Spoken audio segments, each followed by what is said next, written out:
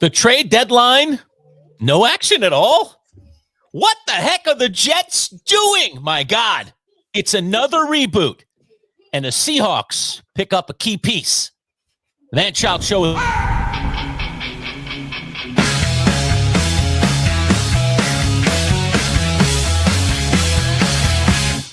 Let's go! It's time for the talk to you. 'Cause it's all we're gonna do.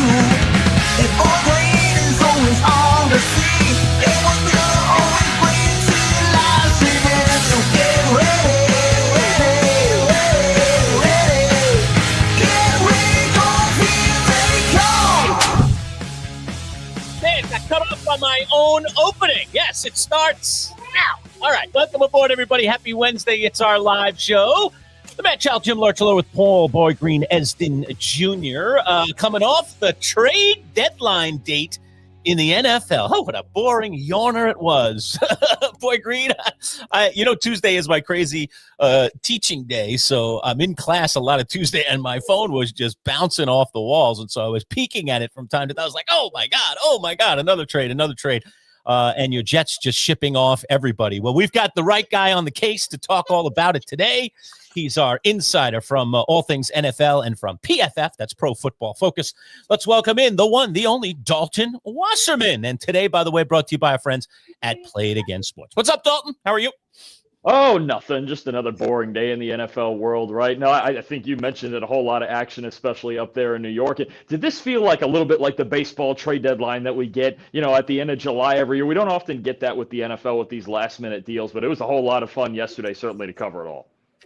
Wow. So I don't even know where to start. I guess with the most shocking, which is the one that caught me totally off guard, was the trade of Sauce Gardner. We'll throw it up here on the screen. This is the trade graphic for the New York Jets because it's official.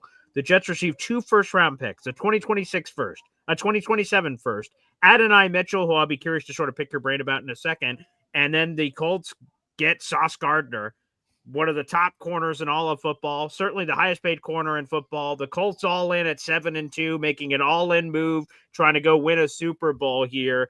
Dalton, give us your immediate reaction to this. And I guess we'll start from that Colts side. Does this immediately make them a Super Bowl contender, perhaps if they weren't already? Look, my immediate reaction yesterday when it went down was just pure shock because, we'd been expecting maybe the Jets to sell off some pieces, maybe a Breece Hall, a Jermaine Johnson, maybe even a Quinnen Williams, which I know we'll get to here in a minute. But it felt like going into this process that Sauce Gardner and Garrett Wilson, as the two guys who just got 4-year extensions this offseason, those were the two untouchable guys. They got the extension. They were going to build around them and everything like that. And all of a sudden, out of nowhere, then Sauce Gardner's off to Indianapolis. And look, getting 2 first-round picks back, plus A.D. Mitchell, who's a player with potential. I think the last cornerback trade you remember like this is when the Rams acquired Jalen Ramsey back in 2019. That was for 2 first-rounders plus a 4th-round pick, so a roughly equal value here for Sauce, who I would still argue is the best corner in football. I know there's a lot of perception about, he's not as good as he used to be, but the kid is, 25, 26 still. He's still really darn good. So, I mean, for the Colts, I think they filled a void with their biggest weakness at cornerback with an elite player. And for the Jets, if you're going to do this, you have to get fair value for it, and it feels like they did. Yeah, all right. So let's delve into that second one, Dalton, and that is that Quinnen Williams was indeed shipped off. There were rumors, but it seemed like they were kind of dying down. But Jerry Jones intimated some kind of big deal. I don't know if this is exactly what he was talking about or not, whether you buy Jerry's hype or not. But the Dallas Cowboys did make a move here. And again, the Jets acquiring some superior draft capital here. As you see it there, a first rounder, a second rounder, and a usable defensive lineman as well in Maisie Smith. So let's talk about it. Quinnen Williams no longer with the Jets, and the Cowboys pick up a piece, although I don't know if it really changes their trajectory as well. Let's talk about it. Yeah, whereas I thought the Gardner trade was fair for both sides the more I thought about it. This is a trade I really think the Jets won here. I mean, obviously Quinnen Williams is a great player, and him not being on the Jets is going to make their defense worse than it already is. But I think when you look at the timeline of Quinnen even being the older player traded of the two, closer to 30 years old, the Jets are pushing their timeline forward trying to win, right? And I think a big thing for the capital they're getting back, you mentioned that first-round pick. It's a 2026 second-round pick, and it's a 2027 first-round pick. And the better part of it being it's conditional in the sense of the Jets will get whoever has the better pick between Dallas and Green Bay. It is not one or the other. It's not one or the other. It's going to be whoever has the worst record. The Jets are going to get that one. So if something were to happen with the Packers crashing for any reason next year, injuries or things like that, they would get that pick. So there's huge potential for that pick in a 2027 class that is absolutely loaded, and the Jets now have 3 first-round picks for it. I think from the Cowboys angle, I just don't get it. I get they're trying to make their defense better.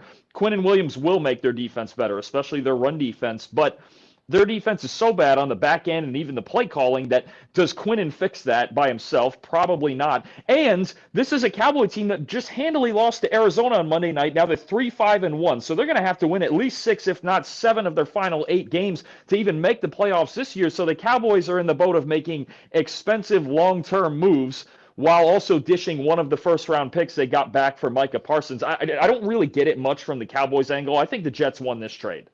It feels good to win a trade, baby, in the middle of a 1-7 season. But let me ask you this, Dalton. The players that the Jets got back, who most people on the outside may call them, sort of late throw-ins, but they are young players that have upside. So let's go piece by piece. In the Colts trade, apparently, according to Zach Rosenblatt of The Athletic, the Jets fought for Adonai Mitchell to be a part of that trade. He was not initially a part of those trade conversations, but that pushed it over the top. A former second-round pick who also had the stupid fumble in Week 4 against the Rams where he knocked it and lost the ball into the end zone of what would have been a 75-yard touchdown, first touchdown of his career. This kid seems like he has a lot of upside. The Jets have wide receiver opportunity in that room outside of Garrett Wilson. What's your analysis, whether it's pre-draft on Adonai Mitchell or what you've seen so far? What does he bring to the table? Look, pre-draft, there was a lot of people, myself included, that thought he was of pretty close to equal talent to a guy like Brian Thomas Jr., who went in the first round, and Mitchell's a legitimate top 50 talent here, and there just wasn't a place for him in Indianapolis with all the weapons they have. They have Josh Downs and Michael Pittman and Alec Pierce and Tyler Warren there at tight end. There just wasn't a place for him there, and you talk about a guy who's talented but needs a change of scenery. Mitchell's the perfect guy for that. Now, it's early in his career, and who knows what the Colts are going to do in the future at receiver, especially with Alec Pierce, but I think for the Jets to get a player of this caliber, and we've seen this a little bit this year where they're trying to just take flyers on weapons, maybe a guy who can just be a starting caliber wide receiver 2 type of guy, right? Even getting a guy like John Mechie back for Michael Carter in that trade with the Eagles, they're taking flyers on young weapons that maybe could be contributing pieces in future years, because that's not going to be Josh Reynolds or Alan Lazard. They're trying to play Arian Smith, but it's been up and down as the whole offense has been. I think it's a great piece to get Mitchell back into that in that trade with the Colts. I think as far as the Cowboys go with Mozzie Smith, he's struggled a lot more in his, I believe it's his 3rd year now in the league, especially in run defense. He just hasn't, he's got athletic tools. He just hasn't been able to put it together on a consistent basis there for Dallas. And when they're getting Quinnen Williams back, they really have no snaps left for Mozzie in what's now a pretty deep defensive tackle room. So it's worth certainly a flyer on both of them as a change of scenery. But I think Mitchell is really the piece of intrigue here as such a recent 2nd-round pick. Well, I'm trying to read the tea leaves here a little bit, Dalton, on what the Jets are up to here. I mean, obviously, it seems pretty obvious that they're rebooting, okay, again, which, I don't know, some Jet fans may get excited about. Seems like some of them are, because the taste of, draft picks and what they could potentially be is, can be tantalizing at times. But also you can fail in the draft miserably. And then what do you got? You got a lot of nothing, and you've given away a lot of good players. So that's one part of it. But the other part that I'm intrigued by, and I would love your comments on, is this clearly, and it feels like it is to me, a vote of confidence for both Darren Moogie, the GM, okay, who already people were ready to ship off, okay, and Aaron Glenn, the coach, who a lot of people are uncertain whether or not he's even a good head coach. And yet these two guys are definitely, in my opinion, getting a stay of execution here because of what the Jets are doing. I mean, they're basically saying, all right, we're going to put our future in your two guys' hands. So let's talk about it. Yeah, I mean, you could say that for sure, especially for Muji with the way that he pulled off these trades and the value that he got excellent value in both of them. I think he got at least fair, if not better, value for Sauce Gardner. And again, I think they legitimately won the Quinnen Williams trade with those 2 picks that they got, especially the 2027 one. And I think there's an understanding, and there's always theories about what scouting departments and GMC from future draft classes, more so than just beyond the next one coming. And that 2027 class has a boatload of talent. The fact that he pushed push to get first-round picks in that class as well, and now has 3 of them, I think tells you a lot about what they know about that class and the potential that could be a franchise-changing type of draft class you could have there. I do think it's a vote of, if not of confidence, one of understanding that this is a long-term project, right? The Jets, they hit the doldrums. They went 5-12 last year. They tried to build it up with Aaron Rodgers. And look, they did have good young assets like Sauce Gardner, like Quinnen Williams, like, Garrett Wilson, who wasn't traded. There's going to be a debate on whether they're going to re-sign Breece Hall, and they very well could do that and keep him around long-term, right? But I think understanding that 2025, obviously, they're not competitive. They're very unlikely to be competitive in 2026, barring some sort of miracle, right? I think you're looking ahead to 27 and beyond and going, let's reset the cap, let's load up on draft picks, and we'll figure out the foundation of this team moving forward, because this current foundation, the way they've played this year, it's not all that impressive, right? And I know there's a handful of guys, we've talked about this before, with Sauce and Quinnen, the Jets' 8 to 10 best players can play with anybody, but the rest of the roster is awful. So, I mean, you have to be able to build the entire roster, and that's going to be a long-term project.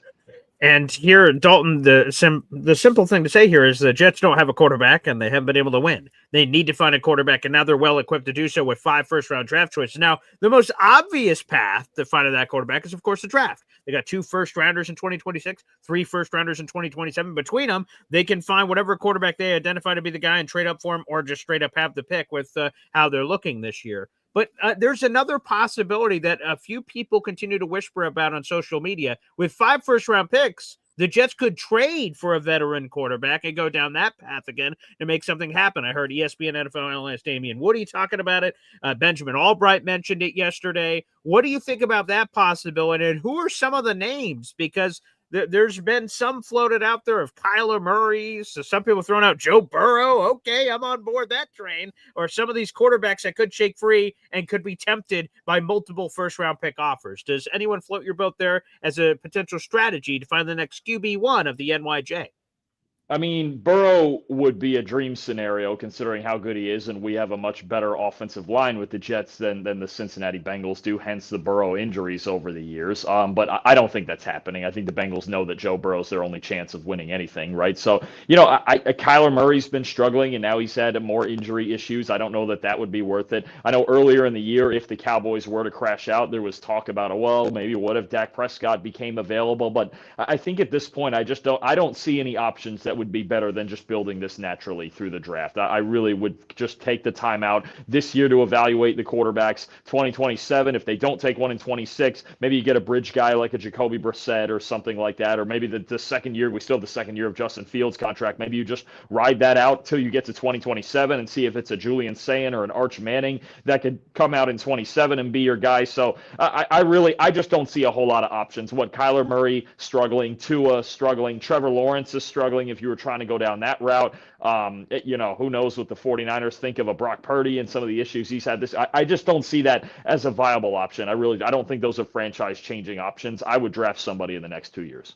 What's surprising to me on these Jets 2 blockbuster deals are that, number one, Breece Hall doesn't get moved, and here's a guy that's at the end of his contract. Quincy Williams doesn't get moved. There just seem more logical guys that were certainly headed out the door. They surprised the heck out of us with Sauce Gardner, which nobody saw coming. And while Quinnen's been out there, it seemed like the Jets were hesitant, but all right, they got a pretty good package, so I guess I can understand the temptation to say, all right, we're going to move forward with this considering our current circumstances. But is it a statement about just value for the picks here, Dalton? Or is it a statement about that Aaron Glenn doesn't believe these 2 guys are bedrock foundation cornerstones of this franchise, because they gave away potentially 2 cornerstones of a franchise, but maybe they weren't fitting the culture? Is that possible?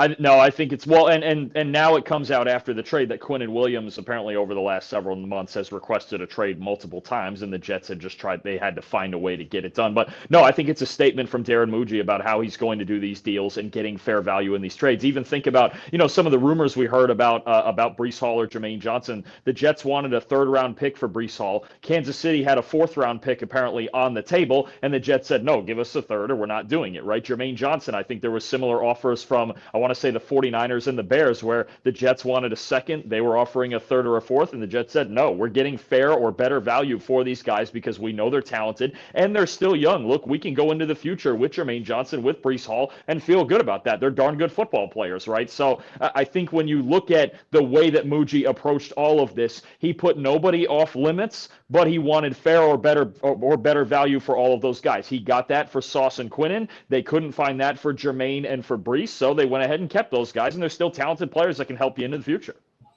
All right, let's go to some of the other trades that happened. The Jets did dominate the headlines, but there's other moves, including the Seattle Seahawks, another aggressive move, Rashid Shaheed, which is a fun name to say, and I'm sure a fun guy to throw the football to. They gave up a 4th and 5th round picks, did the Seattle Seahawks, to acquire Rashid Shaheed from the New Orleans Saints. How does he fit in? JSN is the best receiver in football this year.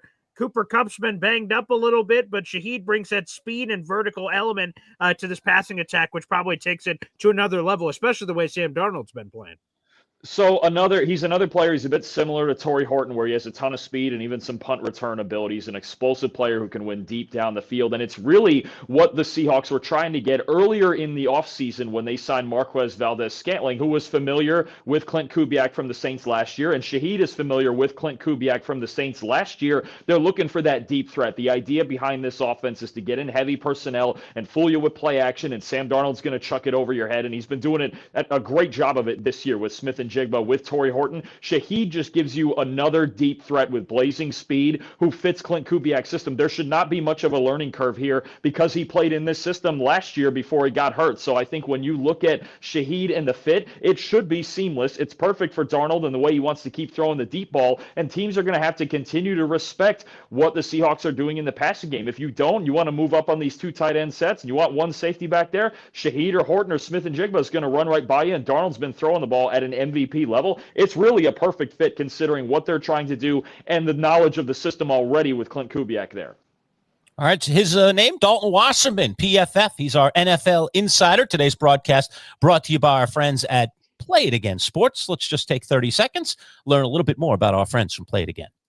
When you don't want to pay full price for sporting goods, and who does, then there's only one place to go in Syracuse. Play It Again Sports. With both new and gently used gear, Play It Again has prices way less than regular retail stores. Another unique aspect of this awesome sporting goods store is that they will give you money for that quality sports gear collecting dust in your basement, attic, or garage. No appointment necessary, just bring it into the store. Play It Again Sports in the DeWitt Town Center on Erie Boulevard right next to Crunch Fitness. Don't spend more, play it again. PlayItAgainSportsSyracuse.com. All right, welcome back. Manchild Show with Boy Green Digital. Hit that subscribe button, pop that baby, and get in a drawing for a $400 golf club, courtesy of our friends at Play It Again Sports. It's a Hybor XL driver. Never been hit, so it has not been played again. You can be the first to play it.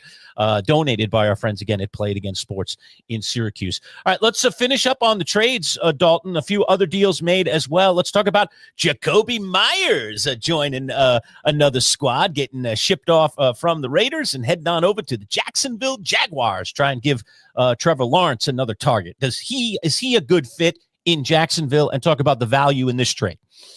I think he is a good fit, and I think it's good value going back to Raiders. I believe it's getting a 4th and a 6th round pick back for him. That's pretty good value for a guy who's wanted to be traded for a while. But Myers is a reliable underneath target in an offense now that throws underneath a lot. 10 yards and shorter throws for Trevor Lawrence. He's been struggling to throw the football downfield, and I think this also helps him with the fact that Travis Hunter is out for at least a few more weeks with a knee injury he suffered a couple weeks ago in practice. So I think when you look at just reliable is what the Jags are looking for here. A guy who doesn't drop the football very often, good route runner, tough uncontested catches a lot of those underneath passes that just move the chains. It's not a flashy move, but I think it's something that is a good fit in Liam Cohen's offense.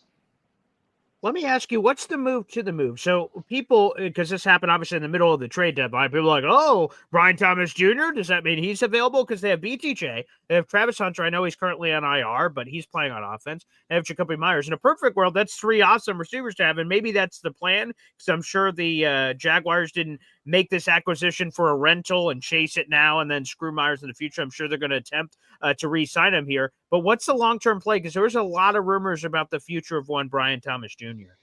I mean, I think, to be honest with you, Brian Thomas has to be considered a foundational piece. He struggled at times this year, but I don't see a reason to go trading him this early in his career. He was outstanding last year in his rookie year, one of the best rookies in football. And look, this year it's just been a little bit different. It's a different system. Trevor Lawrence has been struggling with his accuracy as well. I think the idea behind getting Myers is having a very reliable veteran underneath threat who can move the chains and trying to find ways to get Thomas and Hunter working vertically down the field more and getting that confidence going in the deeper passing game. Because to me, right now, that's what's missing in Jacksonville's offense. It's very conservative. They're running the football well, which is great. And Liam Cohen always wants that. But eventually you have to get explosive down the field. So maybe it opens up just more of those opportunities for Thomas and helps him play better still in Jacksonville.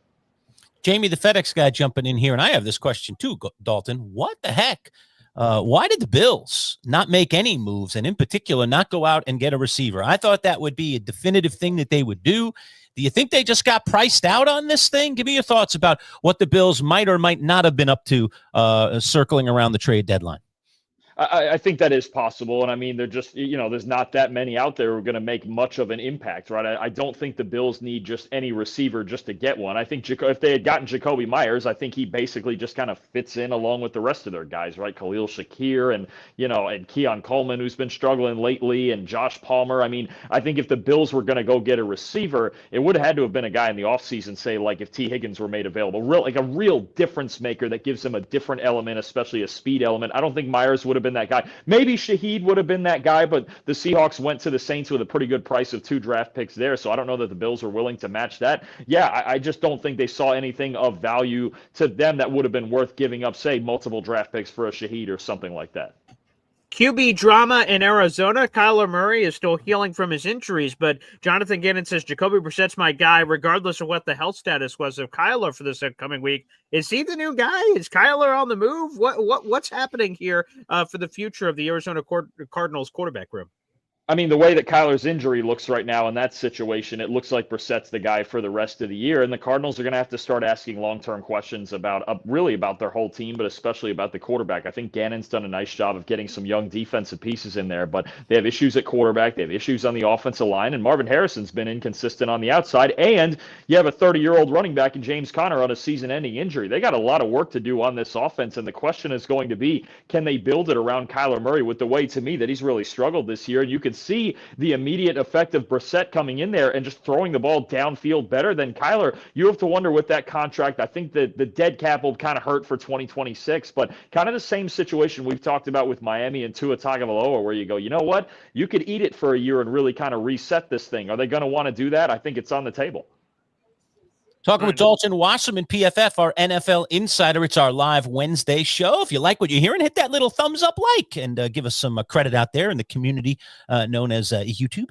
All right. Dalton, there was some big upsets over this past weekend with the trade deadline stuff. We haven't even had a chance to kind of recap the week a little bit. How about Green Bay going down the way they did? How about Pittsburgh and that defense taking care of Indianapolis? I mean, talk about upset Sunday, which was week 9 of the NFL season. No, for sure. I mean, I think the one you look at, there's 2 games in the NFC North that are really intriguing there. When you talk about the Panthers beating the Packers and their defense, they put together a great defensive game plan to contain Jordan Love, and he was trying to force the ball downfield. At times, you look at the Packers and you go, that's just what's still frustrating about them and their offenses. To me, I think their offense should run through Josh Jacobs first and foremost and then work everything down the field from there. But sometimes it just seems kind of backwards, and Jordan Love has his bad habits of throwing the ball into tight windows, and I can't overstate the impact that this Tucker Kraft injury has on their offense. They're going to miss him a lot the rest of the year. And then you look at the Detroit Lions against Minnesota. Then that game, J.J. McCarthy coming back to, or I should say getting out ahead and finishing that game off against the Lions, who were running red hot offensively. And I think the big thing you see for the Lions is when you play against them, we saw this in the Chiefs game earlier this year, who do you want to beat you, the run game or Jared Goff? And opposing defenses, if they have their way, they're going to pick Jared Goff. They're going to make Goff beat them instead of that offensive line and Jahmyr Gibbs and those guys in the run game. The Lions are now 0-3 when they don't run for at least 100 yards. That's a problem to me because I still don't know that Goff can carry them through the hardest of hard times. All right, let's look ahead to week 10. There's some juicy games here on this slate. I'm going to go all the way to the end of the rainbow first. Monday Night Football, the Philadelphia Eagles against the Green Bay Packers. And again, Packers have had some of these moments this season against Cleveland, against Carolina, where they just don't show up, but they've had the dramatic wins too. Week 1 against Detroit was an awesome feather in their cap. And of course, what they did on Sunday Night Football the week prior against Pittsburgh was fantastic. And now we have the Eagles here who are 6-2, Packers 5-1, a battle of the NFC Titans. What do you think of this game? I'm really intrigued. You know, obviously the conversation this week is about trades. I'm intrigued with these trades that the Eagles have made as well. Getting Michael Carter from the Jets, getting Jalen Phillips from the Dolphins. I think these were 2 needed additions. I know Carter struggled for the Jets this year, but I think this defense under Vic Fangio fits him better, and I'm curious to see if that means he'll be in the slot as he's been for the majority of his career, and if Cooper DeJean is going to move outside to fill that spot where the Eagles had been struggling, because I think he's got fully the capability of playing out there. And then Jalen Phillips, look, when he's healthy, we've got numbers that say he's a top 20 pass rusher in the NFL. You add that to an Eagles defensive line that on the inside is really good, but has struggled off of the edge, especially with Nolan Smith hurt. I want to see how immediate the impact can be of those 2 guys that were just traded to Philadelphia. And one of my other favorite games on the slate, the Patriots have won 6 in a row, which quite frankly makes me feel disgusted. But nonetheless, we have to call the games as they are. And the Tampa Bay Buccaneers, that seems like that's going to be a really fun one and a interesting challenge here for the Patriots and the high-flying Baker Mayfield Buccaneers. Really interesting challenge, I think. And as always, look, Todd Bowles has a reputation for messing with young quarterbacks, rookies and second-year quarterbacks with the blitz packages and all the different looks he can throw at you. So I think this game really does become about the offensive line's ability to pick up blitzes, Drake May's ability to react to them and not turn the football over, and then Josh McDaniels setting him up with good play calls like he has been all year. I think Drake May versus Todd Bowles is a great battle. And then I think Baker Mayfield against a New England secondary that has been a bit up and down. Their run defense has been really good. I think they might even have the advantage there. We'll see what Bucky Irving looks like if he's in there, but I think there's a possibility you get a high-flying game here if both quarterbacks acquit themselves well. And I dare say, let the draft watch begin. I mean, come on, the Jets taking on Cleveland. Who's going to lose that game? Carolina battling New Orleans. Who's going to lose that game? And heck, a lot of people rooting for the Miami Dolphins to get themselves a W, although they do draw the wild card of the Bills this week. Talk about how that now begins, Dalton, especially coming off of this trade deadline, that now we're going to start looking at who the worst in the NFL is, because that number 1 pick, as we know, becomes very valuable. Real quick, before you answer that, Dalton, and put some respect. The Panthers are 5-4, Lerch. You're in the playoff picture. I was just going to go there. On the other side of that matchup. Come on. Yeah. For sure. Look, the Panthers could very well be 6-4 there. Boy Green's got a good point. But no, I think you're right. This Jets-Browns one is intriguing because that one really is like, okay, who's just going to come out of here as the worst one? Now, personally, if I was making a prediction, I think the Browns are going to win. Their defense, the best unit on the field. But no, it does affect a lot. These head-to-head matchups between some of these teams that are playing each other. We're going to be watching Tennessee all year, right? Later in the year and back-to-back weeks, the Saints play the Titans and the Jets. I think it's week 16 and 17 or something like that. So it is going to be a bit of suspense. And when everybody's talking about quarterbacks and all these franchise pieces that these teams need that are down in the dumps, and the Jets, especially the Browns with an extra first-round pick this year from the Travis Hunter trade, right? So I think that part it does play a bigger part for those teams and us watching them going. I mean, it's weird to say this early in the season, but who's going to lose? Who's going to be at the top of the draft order? Because it's going to matter a lot. You still want in any draft class a shot at the elite players in any class. Well, that's my last one for you, Dalton, and I'll probably ask you this every week until you give me a definitive answer. Okay, we're grappling to see who's going to have the right to pick number 1. Well, whoever gets to number 1, who the hell are they picking? Who's the unquestioned number 1 overall pick in this class? Is it one of the quarterbacks? Is it some other position? You tell me, Dalton Wasserman. Right now, there isn't one. There is not an unquestioned number 1 pick, and there won't be an unquestioned number 1 selection until we know who that is. If it's the Tennessee Titans, they're not going to take another quarterback, right? They're not. Cam Ward is kind of just a victim of his situation this year, so I would expect the Titans likely to take, say, an edge rusher like a Reuben Bain Jr. from Miami. If it's the Jets, I think you have a lot more of a 50-50 situation. If they like a quarterback enough, fine. If they like a defensive player enough, fine. If they want to trade down, I wouldn't even hate that either. I think they're a little bit more flexible. So it's going to depend who's picking. But I'll tell you right now, I don't think there is a consensus number one player or even number one quarterback right now. I'll be honest with you. I cover college football as well. I have not seen a quarterback yet this year that I would feel great about taking with a top 5 pick. I know there's a lot of hype around Fernando Mendoza, Dante Moore, Lenora Sellers, all these guys. I haven't seen one that I would be like, yes, absolutely top 5 pick. Personally, I think the best quarterback in the country is a redshirt freshman from Ohio State, Julian Sand, but he can't come out till 2027. So, I think now that we still have big games to go, maybe Mendoza goes out and throws for 400 and tears up Ohio State in the Big Ten title game, and that changes the opinion. But to me, if I'm the Jets, I would lean towards not taking one this year. Let's wait till 2027, where likely you would get a Julian Sand or an Arch Manning available. Well, gentlemen, I can assure you one thing. The Titans are not losing this week because they're not playing this week. They are off. They have a bye, right? Best week of the year right there. There it is. Yeah. Okay. Yeah. So they're not. So they're staying right where they are, lousy as they may be, and maybe headed for the number 1 pick for the second straight year. We shall see. All right, last one for me, Dalton, and that is we're back in international play. Germany on the slate this week. It'll be the Indianapolis Colts trying to bounce back. Daniel Jones from that 5-turnover performance. Good God. All right, against the Atlanta Falcons, who I don't know who they are. Are they Dr. Jekyll? Are they Mr. Hyde? Or there's something in between? Let's talk about football back in Germany and how well it's been received overseas. Yeah, for sure. I think what you're looking at is this Falcons offense that's been really inconsistent, right? And the Colts, despite last week, and look, they turned the ball over 6 times and still only lost by 7 in Pittsburgh. That's actually kind of impressive in its own right, because when you turn the ball over 6 times, you should probably lose by at least 30. I think the Colts can bounce back. I'm not sure with the Falcons. I just feel like they're so thin offensively. It's Bijan Robinson, it's Drake London, and it's not really anything else. And that's a problem when you have a young quarterback who's really kind of struggling with his accuracy right now in Michael Penix. So I'm picking the Colts to win that one. I think they'll bounce back. I think they'll get back on the horse. I don't know. Do we have any word if Sauce Gardner is available at all for them this week? Are they going to hold off with an international and then a bye week, and then you get him in a couple weeks to really get him in the system? I don't know if we have word on that yet. But if we do, if for any reason we did have him on the field, then him versus Drake London's primetime television. But I do like where the Colts are at still, despite the one loss. You're going to lose games, right? They weren't going to go 16-1, 17-0, right? I think they're still really good on offense, and they're going to prove that again this week, I think. Yeah, nothing official on Sauce, but early in the week, AG, when he spoke on Monday, that Sauce was supposed to finish the final steps of the NFL's concussion protocol, so he should be cleared for that, and then I imagine he has to immediately head over to Germany to catch up with the rest of his teammates, so that could be primetime television. And coming out of the bye, they play the Chiefs, so Sauce is going to get some fun work early against some of these top-flight receivers in the National Football League, which is still crazy to say for the blue and white, for the shoe, for the Colts. Yeah. It's weird. That's an interesting one, too, because, coming out of the concussion protocol, is it within the protocol to get on a plane and fly overseas? A lot of times we know with certain injuries, we hear it all the time with blood clots, you don't want to fly. I don't know if that applies to concussions or not, or whether there's a concern there about coming off a concussion and maybe not fully clear to the protocol.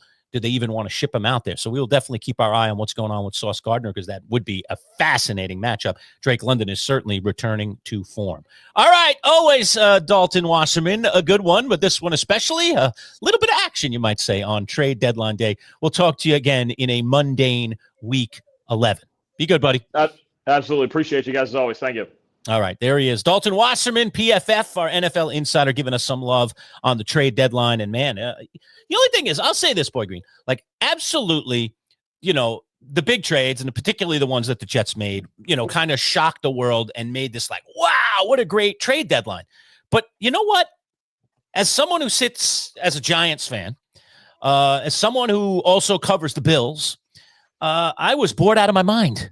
I was like, so there were big blockbuster deals made, and we can't deny it, and that helped make this an interesting trade deadline. Very much so, yeah. But there really weren't, in my opinion, a ton of deals.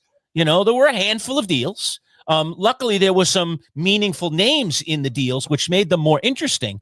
But I thought we'd see a lot of nickel and dime deals. I thought weuld see the Giants try and move off Evan Neal, and which they were apparently trying to do.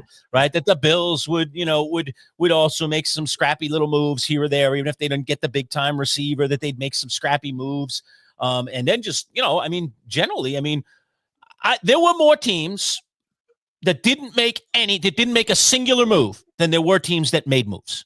So that to me is more of a dull dare I say, trade deadline, although I think the blockbusters made it interesting for people. So we're not calling it dull because of the big deals. But I think that, it was dull for a lot of NFL fans out there who were on teams like me, the Giants, who didn't make a singular move. My goodness, didn't do anything. Well, I'll tell you this. According to the numbers, there was a lot of trades made. There were 9 trades made, which is let's see, tied for the second most of any trade deadline date going back to 1990. So there you go. They were one behind the 10 trades that were made in 2022. So a lot of trades did happen, but again, maybe to your point, not and as historically. I'm not going to argue with you, except we have been talking every year now that this is going to become like crazy time, like baseball and the NBA can become at the NBA, where there's tons of moves and everybody's getting involved in one way, shape, or form. So football's still behind the curve to these other sports who have made that trade deadline seemingly a much bigger deal, and it just seemed to be a lot more wheels and deals happening. But the fact of the matter is that football is still moving along at a snail's pace, really, in terms of actually saying, let's just do this. In baseball, you're either a buyer or a seller, and that's it. We seem to have a lot of teams in the NFL this year that were just purgatory, lukewarm, just in the middle. Maybe that's the new playoff picture, right? Having 7 teams on each side, you have more teams engaged, so less sellers that are like, this is like the Jets 1-7. Oh, this is clearly over. Maybe less of those teams, more teams think they're in the mix. So more buyers, less sellers. The supply versus demand waters out, I guess. I don't know. Maybe it's just me, but I expected more mayhem. What we got was great, but I expected more mayhem. No, I think I expected more mayhem. I don't know. Maybe I just glasses half full on, just seeing everybody just say, let's go, throw caution to the wind and let's get this thing done. So I don't know. Again, I'm a Giants fan, so not a single thing happened. I was just, sorry, man. Yeah, the Jets made another trade. Yeah. No, nothing. We didn't get a single piece for Jackson Dart. We didn't get rid of some of these dregs that are just hanging on our roster doing nothing. We couldn't do anything. I don't know. I'll tell you, I think part of your, your hunger for more was a couple of teams we projected, like Pittsburgh. Man, They clearly need another receiver. They got to get in the mix. They did nothing. Buffalo, oh boy, they got to do something. Oh, they did nothing. So some of those teams that we yearned for a move, the Chiefs, right? And think about the Chiefs here real quick. So Dalton mentioned it earlier in the broadcast, right? So Chiefs call the Jets. They say, "Here's a 4th. We'll take Breeze." Jets are like, "Give us a 3rd, and it's done." Chiefs are like, "Nah, we're good." And the Jets are like, "All right, we're good." And then they're staring at each other. Time's running out on the deadline. The Chiefs must assume, the Jets are definitely going to bend the knee here and it's given to us for a 4th. It didn't happen. They get nothing. If you're the Chiefs and every year you have a chance to win a Super Bowl, what's the difference between a 4th and a 3rd round pick to you? For the Jets, right? It's everything. The draft. Right. We need another piece that maybe we could trade this for this. The Chiefs getting stingy. They gave up a 3rd for your pathetic Kadarius Toney excuse. Right. They won't give up a 3rd for Brees Hall. How the hell does that make any sense? So I think they're being a little bit stingy, a little bit stubborn. And boy, if that comes back to bite them because Pacheco's hurt and their Modge Podge of rando running backs back there don't get it done. They're like, damn, we should trade for Brees. Then they're idiots for not giving up one more round. What difference does that make? You have Patrick Mahomes. You might be right. This might have just simply been a game of chicken between a lot of GMs and front offices just staring at each other and saying, I've made you my offer. And then the other team going, well, it's not good enough. Call us back when you have something better. And then the phone never rings. And one's thinking, well, they'll call us back. They'll take a 4th. And the other guy's going, they better call back. Otherwise, we'll keep them. We're perfectly happy. Right. 100%. So interesting. And maybe it was because it did. Listening to Adam Schefter, I was plugged in during the middle of the day for a while I was between classes and listening to some of the insiders who are breaking these stories regularly. And it sounded like there was a lot of activity and a lot of talking going on and a lot of phones ringing. But in the end, it's about making deals, right? You got to get to the finish line and you got to make a deal. I mean, most people thought Shaheed was going somewhere. They didn't think he was going to the Seahawks. Definitely. There he went. I got to believe other teams were in on Shaheed like the Bills. I got to believe that they were they'd put something on the table. Just whatever the Seahawks put on the table ended up being the best possible deal. And they said, we're going to work with you. And off he went. So I just think that seems to be what was going on here. So maybe a lot of chatter that resulted in some deals, but too many teams going after the same player and therefore only one can have them, and it's just going to be a singular deal. So there might have been 4 or 5 teams in the mix for a player like Shaheed, but only one team was going to get him, and that team turned out to be the Seahawks. I just don't get it, though. Like, again, with teams like the Bills, right? They have Josh Allen. What's the difference between a fourth and a fifth or fourth and a sixth? Like, if I was the GM of the Bills or any of these teams to have a franchise quarterback, I'm going for every friggin' year. Who cares about these mid-round picks? We'll figure it out a different way. We'll figure it out in free agency. We'll figure it out this way. Let's chase it every year aggressively, because you don't know how long is this window for the Bills going to last. I don't know. Maybe a bunch of years with Josh Allen, but I don't know. I wouldn't take next year for granted. To me, I'm in a silo. This is the only year that matters. 2025 is everything. And maybe it's easy for me to say on the outside because GMs have to keep one foot in the present and one foot in the future. But yeah, that one's sort of, doesn't make sense to me. And again, and those are teams that we're talking about with the Bills and the Chiefs and some of these others you brought up that are contending, potentially not only for playoffs, but maybe even for a Super Bowl run. I'll talk to you just simply about my Giants and say, the Giants, in my opinion, needed to do something for their quarterback. They look like they have a quarterback now. They're going to make this guy throw to Darius Slayton the rest of the year. That's it. He's going to be, numero uno. I mean, are you kidding me? He's not even close to a numero uno. He's lucky if he's a numero 3. Okay. So you can't go out and find a singular piece, at least to give your fan base a little bit of hope and to give up. Okay. You're going to give up draft capital. I understand they are a team in formation that is still very much on the rebuild, but you're putting a piece in place that's a definite, rather than rolling the dice in a draft. I'll take the definite over the draft every time, unless contractually it's a disaster for me. The money, of course, always comes into play. So if we were to say, I don't know, take Jalen Waddle, for instance, I don't know his exact contract situation, but, if you'd said Waddle, man, he's getting paid a lot. Now we're going to be stuck with him for 3 years at this number when we could draft, a first or a second rounder wide receiver this year and get somebody who will cost us 1/8 of that, and we'll have control of that person for 4 to 5 years. All right, I guess I kind of get it. But if it's not financial that's driving the bus on that, why are you not making that kind of deal? So I don't know. I'm disappointed in my Giants that they didn't go do something for Jackson Dart. Jackson Dart has done something for this organization, and that is he's given the fan base and the organization hope.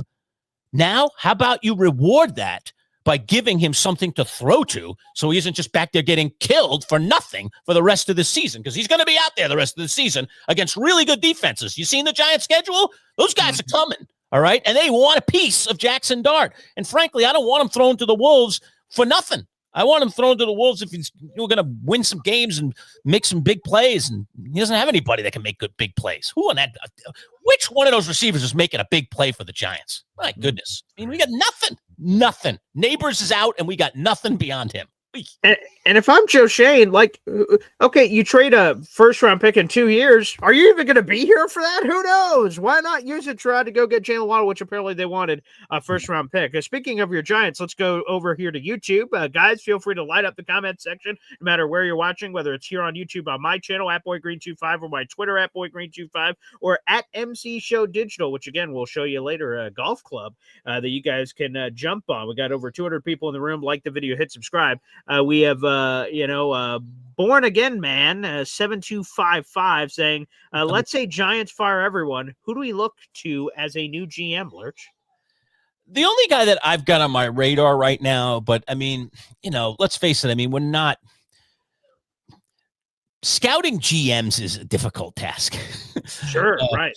We never see or hear about them. Right. There are two ways kind of to scout a GM, even as someone like us that follows this stuff and is on the air doing coverage every day. One is someone who's been successful somewhere else, and you just say, man, look at what they did, and look at how they rebuilt that franchise, and let's go get that guy, all right? Prove that he could do it, all right? Yeah. And then the other is just chatter that other people are talking about or that you see something in a guy. So I'll just mention one guy, and he was actually supposedly a candidate a few years ago for the Giants. I think when they hired Gettleman, if I'm not mistaken. It may go back that far. But that's Louis Riddick, who we see on Lou. That's correct. Yeah. All the time. Is breaking down the trades yesterday on a special trade deadline. And I don't know. I like the way he talks. I like his mentality. He seems to have consideration for all the things that you need to have consideration for in today's NFL. He's Former NFL He's a player. former player. He seems to relate to other players. I think it's an advantage to have a GM that has that skill set. Sure. But he's never been a GM, right? Right? GM he hasn't, but he's been in front offices for a long time. I know he's in scouting or something, right? So he was Let me pull up his scouting or something. Tell me his history. But he's the only guy that's on my radar in terms of a guy that I see and then I hear from, and I say like, oh, I'd like to see what he could do as a GM, you know?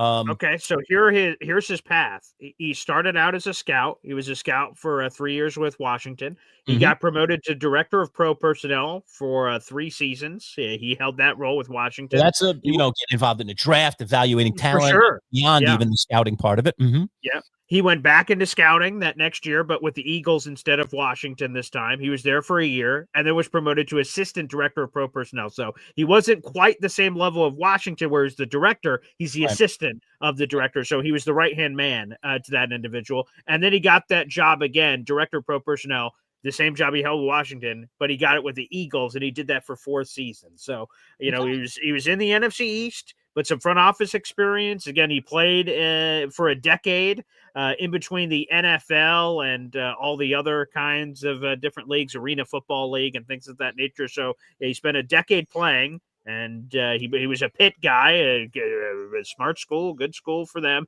And he had a front office gig for, it looks like, basically 12 years. He was either a scout or a front office executive.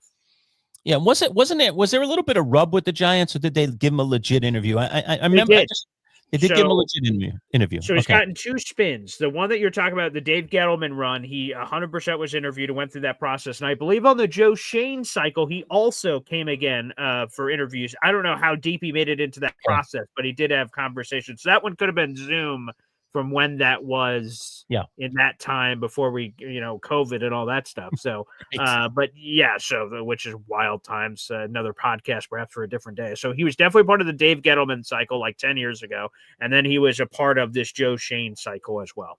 Yeah. The best source for who the good GMs out there are to talk to other GMs, that's where that circle is. And I do think, I hate to say it, but I do think media doesn't have a great beat on that. I just don't think that it's something. Because what's the job description? Right. I'm the assistant GM to Lerch. Lerch makes a lot of great picks. Do I get credit for that? Right. How do you know how big of a decision? Was I in his ear saying, how much influence? This Peyton Manning guy's pretty good, right? The influence. I don't know. That's an impossible thing to put your chip on. So it's hard to say. You need insiders to know what's really going on inside to get your intel to make decisions about what a GM is doing. Like Shane's a perfect example. Okay. So we all know, that Brandon Beane is running the ship in Buffalo, and he was running the ship when Joe Shane was there. Shane was a trusted lieutenant. Okay. But ultimately, what do we really know about what draft picks Joe Shane influenced? What trades was he in on? What was he whispering in Brandon Beane's ear? What things did Brandon Beane say? Joe, you handle that. All right. Because we oftentimes, good managers delegate. How much was being delegated to Joe Shane? Well, obviously the Giants looked at that pile of stuff and said, this guy's got a bright future as a GM. Winning organization, right? Yeah, they gave him feathers. He was the assistant GM, so he's working right next to the GM. Right. But that's so what? I mean, we all have. There's lots of assistants out there. That doesn't mean they're doing the job of the boss or anywhere close to it. Some of them are just fetching coffee. So the Giants looked at that, did their due diligence, I assume, and came to the conclusion that Shane was making some worthwhile decisions, was involved in critical thinking, and was a guy that could do this at the highest level, and they hired him. So GM hiring is tricky. So it's a great question, one that I don't have a great answer for, other than I'll offer my one guy, as I did, and that's Louis Riddick, who I just think is due to get a chance in the NFL to prove whether or not he can be an effective GM. Well, let's make it easier. I think this is the easier question to answer because these are names that we know. So we have maybe Bornagman. Maybe it's not Born Again. It's Bornagman, perhaps. Either way, I'm sorry for butchering your name. Very likely 7255. Who would you like as head coach for the Giants? I like either Rex Ryan or John Gruden. Thoughts? Those would be very sexy names. And you brought that up actually in our Ed Valentine interview earlier this week as a candidate, a possibility of John Gruden, who seems to know a lot about offense. Rex Ryan's been out of the game a lot longer than John Gruden has. Do either of those float your boat? Who's on the wish list? See, when you bring it specifically to the Giants, now you bring it Yeah. to a more specific place. And Yeah. to me, that specific place comes with it, I think, I want a coach that has a certain toolkit. So this is not, to me, about selecting the best coach. This is about selecting the right coach for the Giants.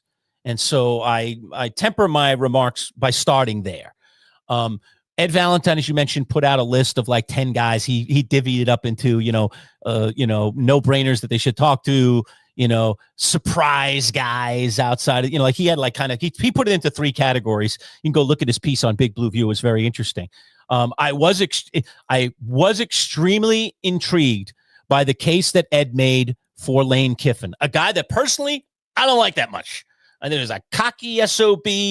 I thought there was a lot wrong with him when he first got into the NFL. As we found out at 32 years old, he was a head coach in the NFL. You don't get to be a coach in the NFL at 32 without having some there. All right. Or knowing people, because his dad was a famous coach. Yeah, even if you know people, that's a hard job to procure just by knowing people. They saw something in him, but at 32, he wasn't ready.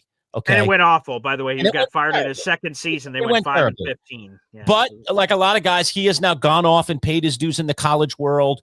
All right. And done it at the coordinator level, now doing it now at the head coaching level. And now he's 50. He's 18 years removed from that chance he got way back then that he wasn't ready for.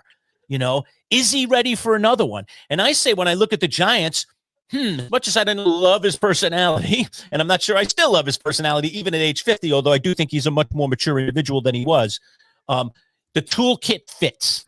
He's an offensive-minded guy. He works really well with quarterbacks. I think he's an interesting play caller who I think does some innovative things at every level he's been at.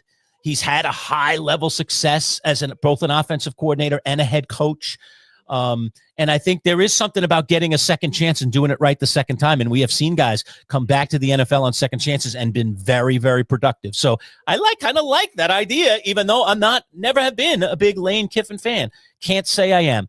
I don't know if Gruden, I would like to see John Gruden get a second chance.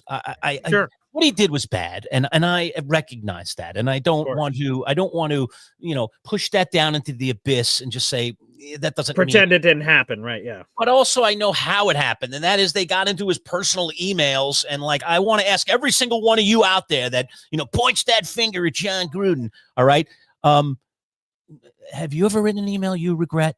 Have you ever said something in an email to a close friend that maybe might have come across as not so nice to, other people in this world? I just feel like he just it's like he's the living poster child for it. And yet I think if we all went into our, little skeletons in our closets, we'd be like, oh yeah, thank God that never got out. Like we all have regrets and we did stupid things. So it doesn't excuse him.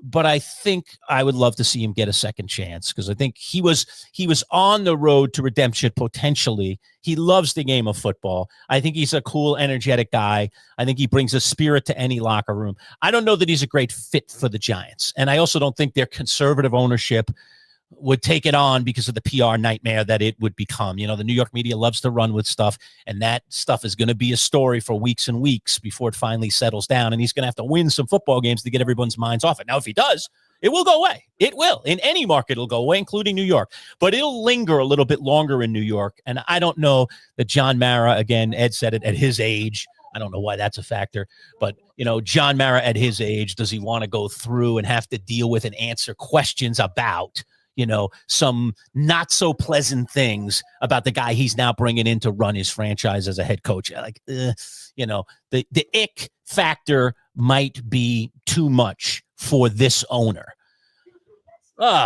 But I would say this real quick on something you said earlier, right, about someone, getting a second chance after, and you were talking about Lane Kiffin. Raheem Morris is the perfect example. Speaking of John Gruden, they're all connected in Tampa Bay. Firing, hey, Raheem, you want to be the interim coach? And he figures it out, and it's very early, and all of a sudden that was his chance. He gets thrown out in the streets, and he never gets a chance until Atlanta, like 15 years later, when he's an older guy and he's been around the block. Now he's the HC of Atlanta, and we'll see how that continues to go. But he got that second chance after being this young guppy out of the mix. So you never know what's possible here. But by the way, born a G-man, so a Giant fan, born a G-man. Oh, I love that. Oh, there we go. Thank you. I know on YouTube they're having a glitch right now where instead of it saying like Paul Isnan Jr., it has an @ sign in my handle. So YouTube's trying to work through that. So that's a reason all your guys' names look all jumbled to us. No wonder he's asking all these Giants questions, which are really, really good questions, by the way. So thank you for those questions. And they really are good. Other names, just throw a couple of other on the table. Yeah. I don't know. I got a warm spot in my heart for Steve Spagnuolo. Okay. Again, he'd be a second chancer because he has been briefly a head coach. St. Louis Rams. Didn't go all that well. But the Giant, like right now, this defense is such. It has so much potential in this names and talent, or at least it feels that way. And, Shane Bowen is just getting nothing out of these guys. It's just all going sideways. And so, number one, they need to move on from their defensive coordinator first. But, I know we're in this age where the offensive coaches are the more popular. The quarterback whisperers are the ones that, are getting the most attention. But the Giants have always built their foundation in their winning years on great defenses, and they've had a lot of great defensive coaches led by Bill Parcells of all the guys. So I'm never against the defensive coach with the Giants, and Spags would be that. He would be a defensive coach, and he would have to go find himself a really good offensive coordinator and trust that coordinator, to install a playbook and to run that offense. That's not his forte.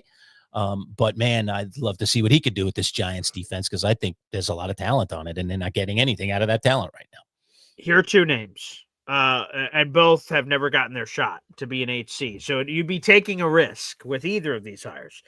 Jesse Minter, who's over there with the LA Chargers. He's been around Harbaugh forever, whether it's at Michigan or with the Chargers. A bright mind, very intriguing. He's a defensive guy. And so he'd be very interesting. Last year, a lot of people were saying, "Ooh, you could be a year ahead on this guy, being this guy and getting his opportunity." The other one, and this is off the beaten path, Josh McCown, the longtime former NFL quarterback. He's only been coaching in the NFL level for like 3 years as a quarterback coach. He was with Carolina, and most recently he's been with Minnesota. But he's been learning under Kevin O'Connell, who in my mind is the best, brightest offensive mind in all of football.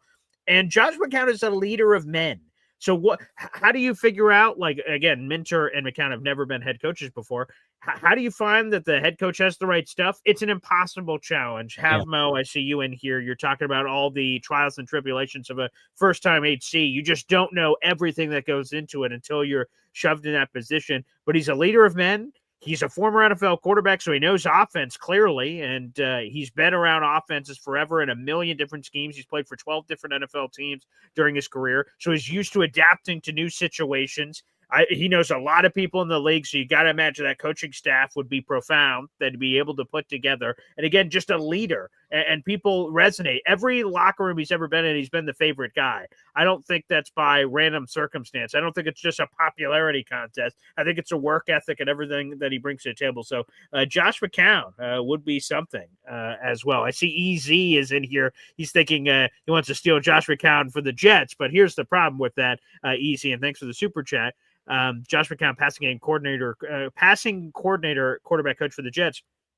You can't make well, I guess you can if the team allows it, but you can't make lateral moves. He's a quarterback coach with the Vikings, so adding the passing game coordinator title isn't enough. It would have to be like, you'd have to make him the offensive coordinator straight up. Like, that's a clear promotion. Or, defensive coordinator to HC, or else if I can just block it. Why would they openly let a guy that they value very highly just walk for a lateral job where he's getting basically the same role? So I know Jet fans want Josh McCown, but again, I just don't see that happening. By the way, I've been sort of very intrigued by what we've seen from Tanner Engstrand so far. So I'm not sure about that, but to your, and thank you, EZ, for the super chat.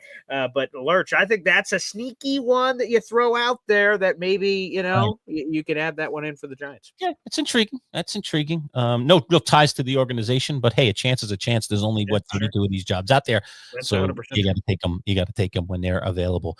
We're going to talk to Jake Asman in about an hour, and we'll drop that content shortly thereafter. And obviously, we're going to talk to him about these big moves with the Jets. And we've obviously already talked to Dalton Wasserman. But let me talk to you, Mr. Jet. I'm sure you talked about it on your show this morning, but let's share it with this audience and beyond. So what was going on with you yesterday when these trades were dropping? Obviously, the first bomb is Sauce Gardner. So let's talk about gut reaction, and then we'll talk about now that you've processed it and you've seen the pieces. I know you're going to probably spin some kind of positive spin on this whole thing regardless. I expect that from you, knowing you. But what was your gut when you heard Sauce has been shipped off for a couple of draft picks? What were you thinking? Gut-wrenching, brutal, devastating.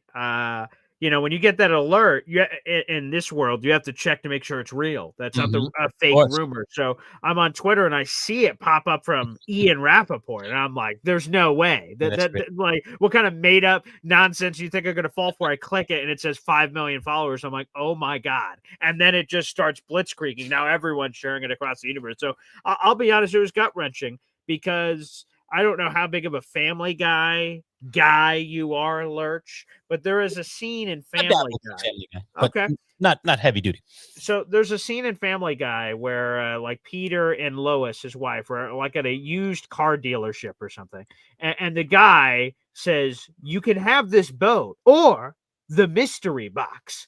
And then Lois tries to say, "Well, obviously we're taking the boat." And Peter goes, "Whoa, honey.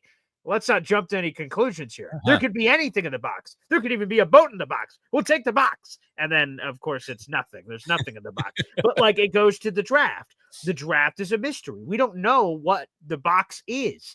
Like, I know what Sauce Gardner is. He's a two-time former first-team All-Pro. I know what he brings to the table, and he's really good. And, sure, did he have a down year last year? Yes. This year, is he playing like the number one corner in football? Maybe not, but he's playing like a top 5 corner in football. He's playing very well. So to trade your 24, 25-year-old for a bundle of draft picks and a wide receiver, okay, intriguing. That's a great haul. I'm glad they didn't sell him for a bag of beans. But no, it was devastating. The jersey's hanging right here, and I got the other jersey over here in honor, a memoriam. They're not dead, but they're dead to Jet fans because we just have these 2 great defensive players on our team get stripped from the unit. But yeah, devastating. I mean, now I'm going to see Sauce Gardner in blue and white in Germany. It's the first game I'm going to see this week after Thursday Night Football. I'm going to be seeing Sauce shadowing Drake London and all the success he's going to have. I'm outside of the club. I didn't get invited to prom. I'm looking through the window, and I'm going to be watching Sauce Gardner go through the career that he should have been going through here in New York. So I get it. The Jets don't have a quarterback. That's the reason they made these moves. Until they get a quarterback, they're just swimming in circles, and they're going to keep this vicious cycle going. So the Jets are putting themselves in the best chance possible to find that quarterback that's been so elusive. Where's Moby Dick out in the water? And Darren Muji and Aaron Glenn are on the boat, and the water's rocking. And they're like, "Is that Moby Dick out there? Is that the quarterback?" And they throw the harpoon, and they're hoping to pierce. They're hoping it's the right whale that they're going after here. And so far, they've been unable to secure the whale. They've been unable to secure it. But if they want to keep having a job in 5 years, then they need to find Moby Dick. And they unfortunately have to use these 2 assets behind them to give them the ammunition to be able to make the move. So, yeah, sure, I can spin it positive, and I will because I'm a glass half full guy. But in the moment, crippling. It was depressing. I was crying about it. So, all right. So Sauce goes, and then what? Less than an hour later, Williams is being shipped off. So now you're like down on the floor in the fetal position. I mean, where are you at this point? Now that, not only has one major asset been shipped off, but now arguably another one of your best players has been shipped off. Yeah. When Sauce goes, all of a sudden everything changes. Now everyone's available, basically. Right. I know there isn't. You opened up the door to, sure. Whatever. Right. Like, I think it would have been very different if Quinnen would have been the first one traded versus my perception of Sauce being traded first and how like everything sort of changed from there. I'm sure there is untouchables, and the Jets did. Apparently there's a team that called about Garrett Wilson like 2 weeks ago, according to Connor Hughes of SNY, and the Jets were like, go fly a kite, buddy. We're not trading him. And then when Sauce got traded, that same team called back again to the Jets on, everyone must be available, and the Jets didn't pick up the phone. They left it ringing. and they never picked it up because they knew what that other team was calling about. And then they told other teams he's untouchable. It's not happening. So Garrett Wilson was among those untouchables. But no, when Quinnen hit, I went like, well, let me rephrase. So Sauce happens. I'm whining about it in the fetal position. Then I sort of dust myself off and go, well, all right, now it's time to sell off pieces that are not going to be a part of this team's future. So when the rumors start really picking up on Quinnen, because we heard, so Sauce came out of nowhere. It was a blindside. There was no whispers, Sauce could be moved in the next 5 minutes. Right. It was just boom, he's traded. You're like, oh my God. Like Quinnen, there was whispers. Maybe he could be moved. Oh, there's some teams floating around. And I'm like, oh man, is this about to happen? Your first rounder involved in this. Yeah, 100%. Yeah, you start hearing some of those rumors. So when Quinnen got moved, while it sucks because he was the second longest tenured player on the team outside of our long snapper, Quinnen Williams has been here forever. He's one of their best defensive players. He's a former first-team All-Pro himself, on top of what Sauce Gardner is as a former two-time first-team All-Pro. But there was a fork in the road coming with Quinnen. He only had $5 million in guaranteed money left on his contract, so the Jets were either going to have to extend him or trade him. Like they were going to have to make a choice. Like Sauce just got paid, so there's no choice. It was just apparently they received an offer they couldn't refuse. They said, "All right, we're taking it for this guy." So Quinnen was I was more accepting of Quinnen. I was like, you know what? And the Cowboys. And here's the other thing, right? So Sauce gets traded to the Colts. The Colts are awesome. They're 7-2. This first round pick in 2026 is going to be in the 20s, maybe even higher. Or lower potentially, where they go to the Super Bowl or something. So that pick's not going to be very high.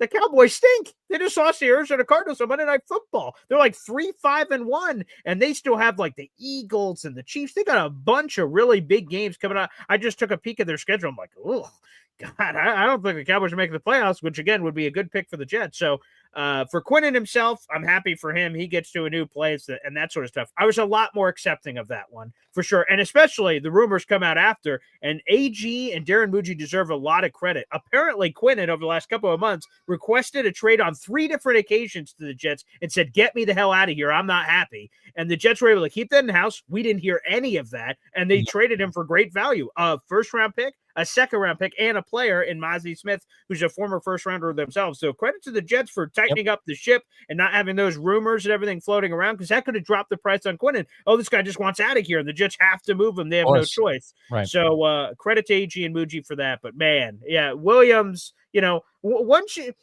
there's all those movie scenes, Lerch, where, like, there's a guy getting beat up in an alley. There's like 3 or 4 guys beating up the guy. At first, like, the guy's like, I'm getting a beating. And then all of a sudden, the soul leaves the body. And now you're watching your body get beat, but you no longer feel it anymore. That's sort of what happened here with the Jets. After Sauce Gardner got beat, my soul left my body, and I'm just watching everyone going, oh, sweet, all these vultures circling the carcass of the New York Jets. Ooh, Quinnen Williams, swipe. Ooh, Sauce Gardner, swipe. The only positive thing to say is, well, at least they got 3 first-round picks and a second-round pick. That's a lot of treasure chest picks. It would have been a harder pill to swallow if they got a whole lot of nothing. Yeah.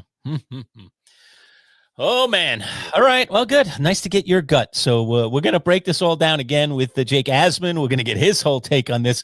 I remember we were talking to Jake last week, and Jake was saying, the Jets are on a bye this week. You guys still want to do an interview next week, or do you want to wait another week and then we'll reconvene? And we're like, oh no, we don't know what's going to happen at the trade deadline. We definitely want to chat with you again. And if anything shakes, I think Jake was suffering from what many Jet fans are out there are suffering from. And that's Jet depression, do I have to talk about another loss and another miscue and another bad decision made by the coaching staff or the front office, so this will be an extremely interesting conversation with Jake later today, so you definitely want to tune in for that. Boy Green, if you want to jump into anything else in the comments, anything else that's on your mind, let's have a free-for-all here. Yeah, well, shout out to Borna G-Man. Thank you so much for the $10 super chat coming through. That's awesome. Thanks for your input. I think it has to start at the top. Our GM has to go. Have a great day, guys. So Borna G-Man, a Giants fan, jumping into the comments, of course. We love answering your guys' questions, so you guys can always pepper the comment section with your questions. And again, once we reach that 500 subscribers, subscriber, which maybe it's a perfect time now, Lerch, to flex it off. We reach monetization level, so we can have super chats and memberships on the @MC Show digital channel. Love having it on the Boy Green channel, but I can't wait to expand to another level there as well. So, Lerch, let's throw it up, baby. Go Golf Club. Here it is. Going out the door. Come on, let's get this thing out of here before Christmas time. The holidays are coming up. Brand spanking new. It is a Cleveland high bore XL.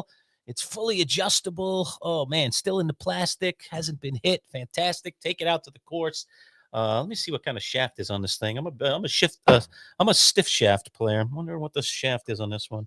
Yeah, it is a stiff shaft stiff flex shaft. All right, so maybe promoting towards people that have a little bit more swing speed.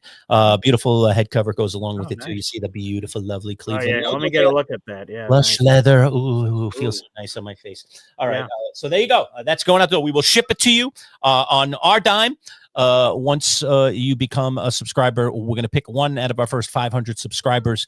And again, the link right there, youtube.com/MC Show Digital. So click on subscribe. We'd love for you to be in our little raffle and just be part of our little community that we've only been building now for 4 months. So as I tell Paul all the time, we are but a flea on the edge of a dog right now, but we're hoping to continue to grow the channel.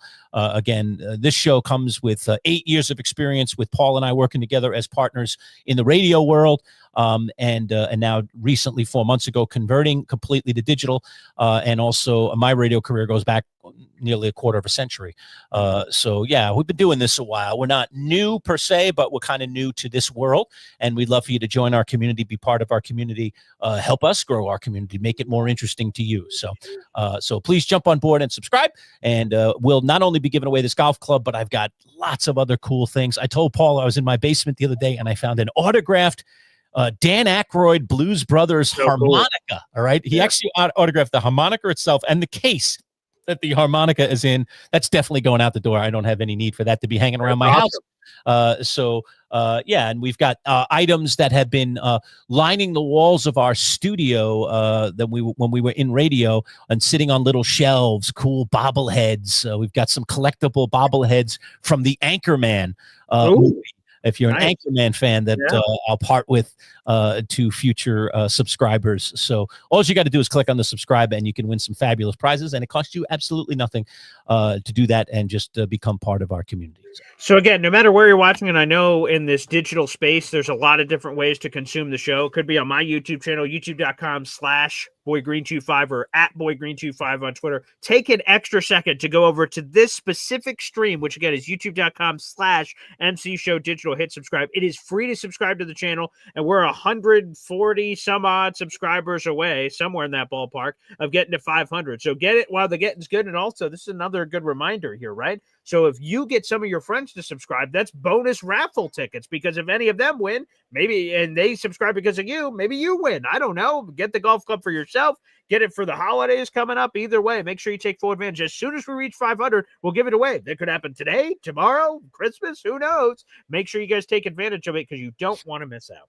All right. Very cool. So jump on board. We'd love for you to be, again, part of our little family. All right. Any other comments or any other things you want to get to, Boy Green, before we call it a day here for our live Wednesday show? Also, folks, don't forget, we're going to be back tonight breaking down Survivor, late night show right after Survivor, about 9:45 after the episode, where we break down every Survivor episode. And then also Friday, we'll be live with our good buddy Joe Bartle doing fantasy football stuff. Wow, man, an interesting week in our fantasy football leagues, particularly in our Champs League. Boy Green and I were 1-2 in the league. I've held the lead for a number of weeks now. Boy Green has been creeping up. He got all the way up to second place. And both Boy Green and I went down this week, but the standings did not change for us. He still remains in second. I still remain in first, but the gap has closed a little bit now. Some people have gotten a little bit closer to us. So we've got some interesting matchups again coming up this week to try to, hold serve and stay at the top of the league. The top 6 teams in our league make the playoffs. Of course, it's all about getting to the playoffs and ultimately, hopefully, getting the chip and getting your name on the side of our wonderful trophy. And we do that across 4 leagues, but that Champs League is the prized possession. Yeah, and one quick tease. Lerch mentioned we're going to have our Survivor live show later this evening, which will be a lot of fun. Nope, Brett Labelle continues his international adventures. Hopefully they're filming this thing. That was insane. Brett joined us from Rome last week. Yeah. Was late arriving because he couldn't he couldn't figure out how to watch the show. He was trying to watch the show. Rome, then he ended up drinking too much wine and falling asleep. I mean, it was a whole hysterical thing. You should go back and watch it. Yeah, Brett go watch it. About 20 minutes into the show. It's fantastic. Which was 3 a.m. in Rome. 3 a.m. He's in Rome, and he's on his phone. I can't even believe he got a good connection that we held it. His audio and his video was pretty good. So no Brett tonight. He is still in international waters, so I don't know. But I just secured right before the beginning of the show a very special, unique guest that has never joined us in Who's history. Who's coming tonight? You haven't even told me yet. I can't. It will be a surprise. So folks, tune in tonight. This is one of the. I'll give this tease. It's one of the biggest Survivor influencers in our market of doing Survivor podcasting. Wow. So, oh, yeah, this person is going to be very interesting. And also in my search to trying to find who our guest was tonight, I found some former Survivor contestants that I was able to network with that want to come on the show in the future. Excellent. So yeah, it all worked out. Brett, doing these international waters, I started kind of looking around the Survivor community, talking to some people, and I ran into some very interesting characters that will be joining us later this season. Love it. So Love fun. it. Super fun. Right. So Survivor's fun. If you love the TV show Survivor, you should definitely get on board with us. Again, we break it down right after the episode, right about 9:45. Episodes ends at 9:30. And by 9:40, 9:45, we're doing a live interactive show just like we're doing now. You can get in the comments and ask our special guests questions. You can ask us questions. You can comment on the episode, so on and so forth. We're in season 49 right now, and it's been a fascinating season. And we did this all in anticipation of the big season 50, which will occur in the spring, and it's all returning players, including 2 unannounced players that are going to come out of season 49. So we've been offering our guesses along the way too, in terms of who those 2 players could end up being. So Survivor, always a lot of fun. We kind of dim the lights and get a little Survivor-esque, throw on our buffs and our Survivor gear, and talk all things Survivor. So that's tonight about 9:45 live, right here on the Manchild Show with Boy Green digital YouTube channel. All right. Well, everybody, that's going to wrap it up for us again. Stay tuned to the channel, all you crazy New York Jet fans out there. A Jake Asman interview will be dropping here in the very near future this afternoon. So, guys, keep an eye out for that. And again, we will be back live later this evening for the latest episode of Survivor, the CBS reality show that you guys can also see on Paramount Plus. And we'll be on about 9:45, recapping the latest episode tonight. Should be a lot of fun. Hopefully you guys can be join and be a part of it. All right. Thanks, everybody, for tuning in. We'll see you tonight for Survivor. And if not, then Friday for fantasy football. Take care.